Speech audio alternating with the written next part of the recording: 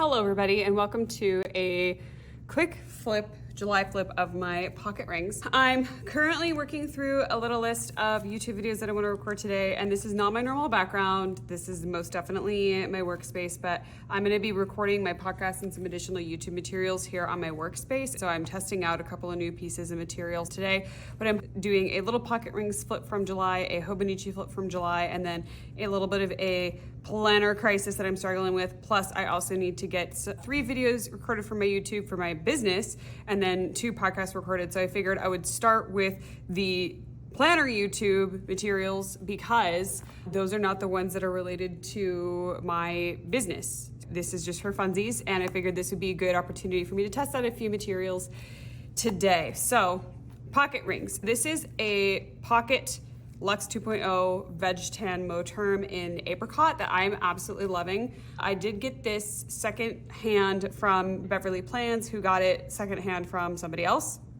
This was really going strong for June and July. Going into August, I was having some concerns, but there's nothing wrong with this system.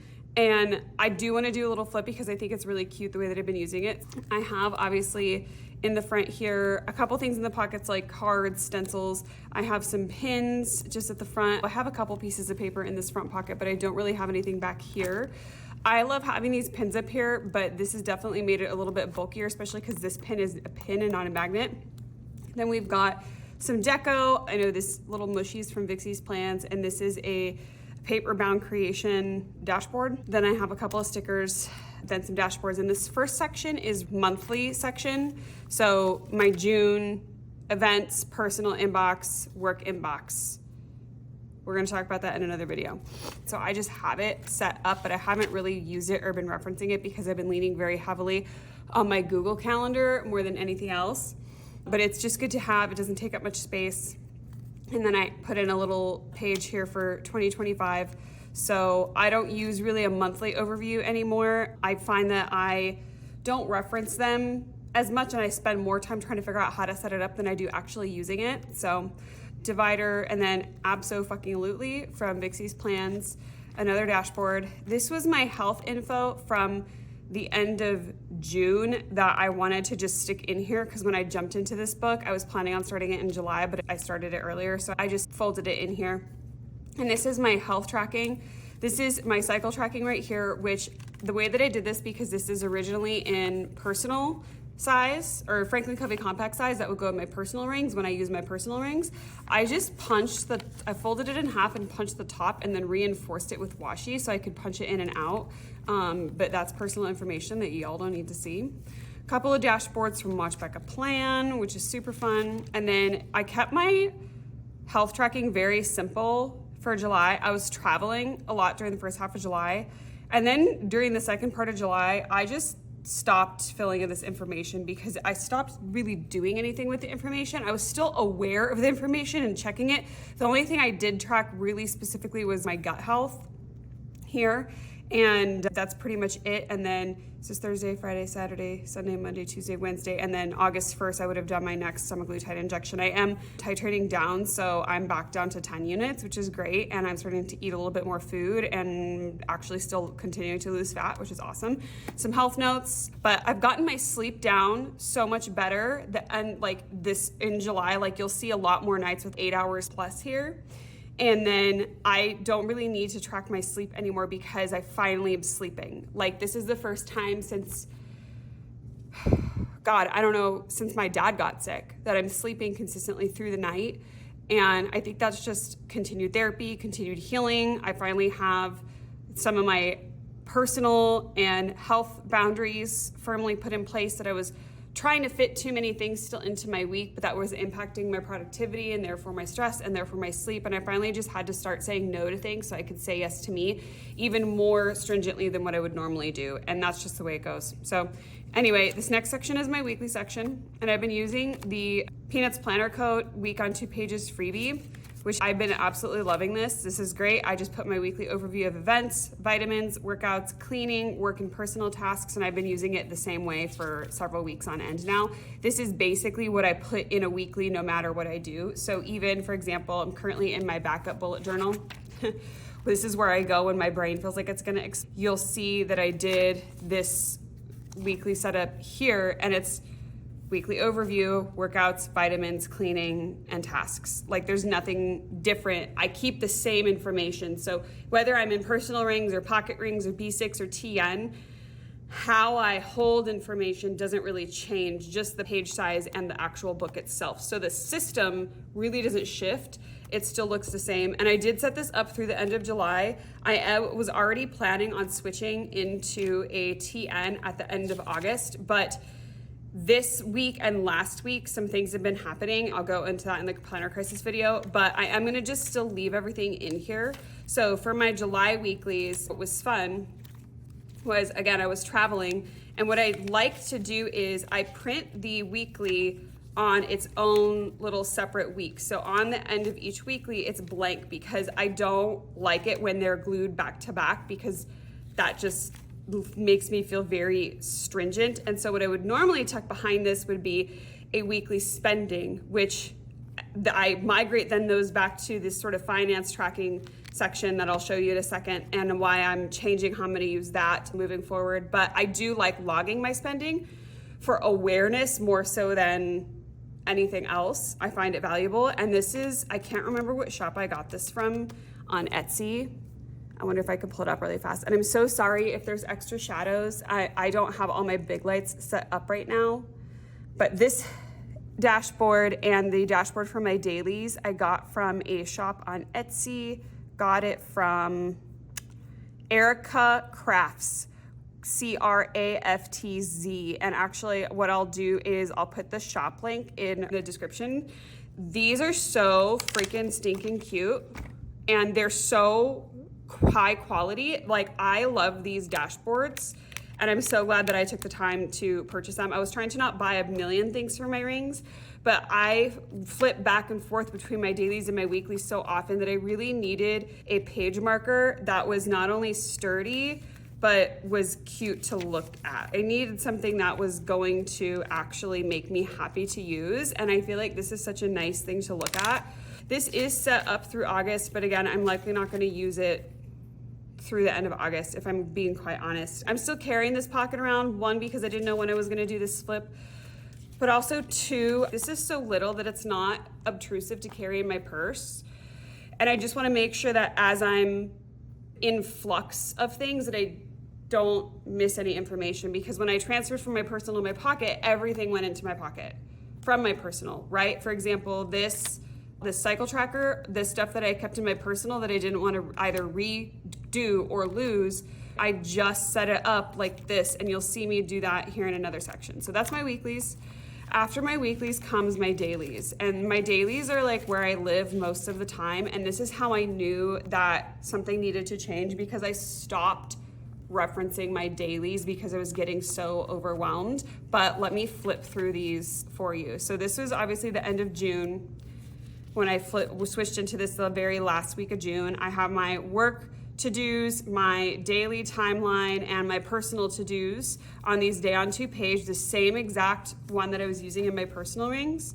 And this is a washi from Arch Michael that I got secondhand. It was a D-stash from Kelsey Doodles, and these little hollow stickers from Vixie's Plans. And so these are just my dailies.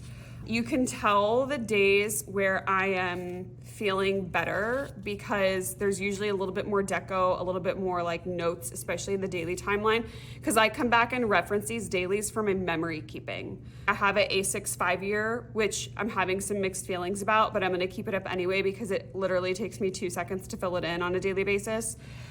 And I think that I'll be happy with it in another year or two, and so I'm gonna just keep it up, although I hate duplicating information. Hence why, you know, the planner crisis will ensue shortly.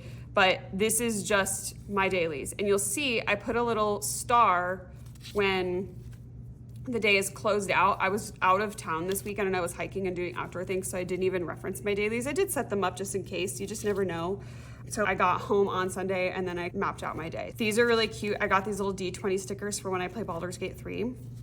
If there is a star on this, it means that it's a closed out day. So even though a lot of this didn't get checked off, I know that I moved these tasks somewhere because I checked off the day, and that's my master, you're done. Then I went to Reno. I was working while I was on vacation. I already did my memory keeping for these days. I got home on Saturday. Just more dailies. I ran out of my Vixie's Plan stickers, but I had a 1 and a 4 here for the 14th, so I just did a 1 and a 4 next to each other. Then this week, things were really crazy in July. It was my birthday, I traveled a lot, and then I had a really awful period because I traveled a lot, and I was not sleeping well because I was traveling a lot. Anyway, so July was interesting, which is I think part of why August has been just a little extra stressful. I love my Sundays because I get to use all my little cleanings and reading stickers because Sunday is really my cleaning and deep clean day. Lately, I've loved highlighting the timeline for my work hours. And again, just my little dailies. So now we're gonna get here shortly into August, which is not gonna be complete. So I'll show you the first week or so of August, and then you'll see, hey, I was not using these. Ta-da, ta-da, ta-da. Love this washi from Vixie's Plans. Like, I ended up like not even looking at stuff, didn't even look at anything this Monday, ended up moving a bunch of stuff to digital on my notes on my phone, and then this was Thursday. This was yesterday, which again, I moved into my bullet journal, so that's where we're at. So I have everything set up through this weekend, and then I have the rest of the days in here dated for the rest of the month, but I'm not gonna try to force myself to use something that isn't feeling like I'm not actually using it, because Pocket is so cute and it's small, but also the setting up of the rings really stressed me out this month, and I didn't have another blank book that I could really get into. I didn't have another like half-year dated planner or undated notebook. I had like a blank notebook, but setting up a blank notebook was like, I don't know if I want to do that. I'll just use what I have. And then I was like, I think I want to get back into using standard in September, and then Planner Monkey Co. had a sale, so I got some standard notebooks, and then again, I'll elaborate more on that in the Planner Crisis video. I need to go through and store in the little box all of my rings. I have 3 rings binders, like 3 different rings covers now full of used rings inserts from October of last year. I don't really want to archive them into a binder, I don't think. Maybe, because I'd have to go through and organize them all, but once I figure out what I'm doing for archiving, I'll definitely share what I'm doing. So this is my logs section. So I haven't been referencing this. This was really helpful for me for a while, but I haven't been referencing it. So things that I'm logging here, again, these were Franklin Covey compact size that I just punched the top and reinforced with washi so that as I move between rings and Pocket, I can deal with it. What I will do with this is I'll take these into my bound book, but I'll just do similar to what I did here, stick like an adhesive pocket on the back or somewhere in that binder and just keep them for reference in case I ever want to reference these. I have them in whatever book I'm using because I don't like to duplicate or backlog or re-update. So this was order tracking. This all came in except for this, but again, I haven't even looked at it. This was strength sessions, again, haven't looked at it or referenced it. Cosmetics purchases, which I started tracking because my goal was to see how often I needed to buy stuff, but I haven't done anything with this information, so I don't think I'm gonna keep tracking it. This is a wish list, which I still want to reference, but I have my wish list now on my computer because I like to link the website to the product. So I'm not really using that. And then this was with good intentions, but ends up not working because of the way that my chiropractor's office bills me and then sends me a super bill. It's so much harder for me to identify like the individual appointments and which ones did I submit a claim for. Like I just submit the whole bill to my insurance. So it's a little helpful for therapy or massage appointments. Like therapy and massage appointments are really the only 2 appointments that I would need to track this for. So it was well-intentioned, but not necessary. So I think that the lesson here is that I had a lot of, and part of the reason why it's gotten really overwhelming is because I currently don't have the bandwidth to reference a lot of the sections the way that I would, one, like to reference them, but also I think I'm realizing that now that I've tried a few things, I don't really need to reference them in the way that I thought. And if I need to track something for short term of different orders, stuff like that, I'm actually better off just writing it on a random page. It's not information I need to keep. So that's where we're at with that. But I think this is nice. I'm never gonna say never to doing something like this, having a log section again. And I like that for Pocket and Franklin Covey Compact. I can just flip it on its side, and if I ever go back into Franklin Covey Compact, I can just open them up and put them back in, and I don't have to redo the entire insert. This was my spending section here, where I was going to keep up with this. So I have these little spending trackers that I just use week to week. And then I had this from Corrective Paper, but I had started it in another log, and so I have all of like Q3, and I just haven't had time to go back in and log everything. And what I have been keeping up with is just the weekly logging. Things that I haven't been keeping up with that I did at one point is these sort of breakdowns. I think that I bit off a little bit more than I could chew with what I was realistically going to keep up with. But again, good intentions. What is helpful for me, however, is just keeping track of the weekly overview. And so I'm going to be logging my spending a little bit differently for the rest of the year and into 2025. I'm going to use maybe just a little passport insert, so that way it can fit into whatever book I'm using. But I can keep the information annually and just go, this week, this is the spending. This was the total. This was the spending. This was the total. So that if I can want to go back and do something with that information, then I can. I am going to backlog. I have the other filled out copy of this. I think that's actually what's in here. I am going to put this information into something for me to keep on my computer, so that as I move into 2024, my goal is this year to spend with more intention and less impulse, which I'm absolutely getting better at, which is really, really nice because I'm less overwhelmed and less distracted by stupid shit as the day goes on. So I will use the information that I do have from this going into the upcoming year. So I won't throw these inserts away by any means. I will likely combine this insert with this insert back here and just compile the information digitally into a Google spreadsheet, so that as I set goals in 2025, I have the information to actually reference to set realistic goals. But I really like having a spending section and then a place to just keep my logs. You know what I mean? And then that's basically it. So this is just random notes back here. So I do like having just blank notes pages, which is great. Again, what I'm likely gonna do is keep, at the very least, a little tiny passport-sized or pocket-sized booklet, not a planner, but the Sterling ink booklets that are only like 64 pages. What I'll likely do is get 3 or 4 of those and keep those in whatever cover I'm using, because I switch books so often. The information I track and how I track it can shift, but there are certain things I want annually, and I'll talk about that in another video. But that's what I've really learned this year as I'm switching. 2023, I learned what information I do want to track.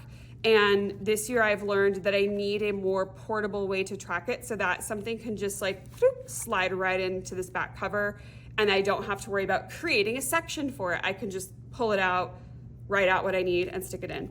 So, and then I've just obviously been using mild liners. So that's my pocket flip for, you know, this little pocket rings. I will absolutely get into pocket rings again at one point. Like, I absolutely have loved this. I will absolutely be revisiting my Franklin Covey compact size and personal rings, but I will get into the planner crisis video and what my plans are moving forward and what are the items that I have on order for myself. I've been avoiding purchasing bound book things because I've really been into rings, but I'm craving getting back into bound books, and I don't have any blank ones, so I had to order some more stuff. And yeah, found some really great sales, which was awesome, and then was able to put a little extra money into a new cover, which I'm so excited. I'll definitely show you guys when that's in. But that's my little pocket rings flip, you guys. Hopefully that was helpful. And like I said, I'll link the shops that I use, Vixie's Plans, Paper Bound Creations, and Erica's Crafts in the description notes, so you can check them out. And if you guys do have any questions, feel free to drop it in the comments. But she's cute. She'll be, you know, in my purse until the next week or so, and then she'll probably go on the shelf. And then whenever I figure out how I'm gonna archive all my almost a year's worth of random inserts, I'll let y'all know. So have a good one.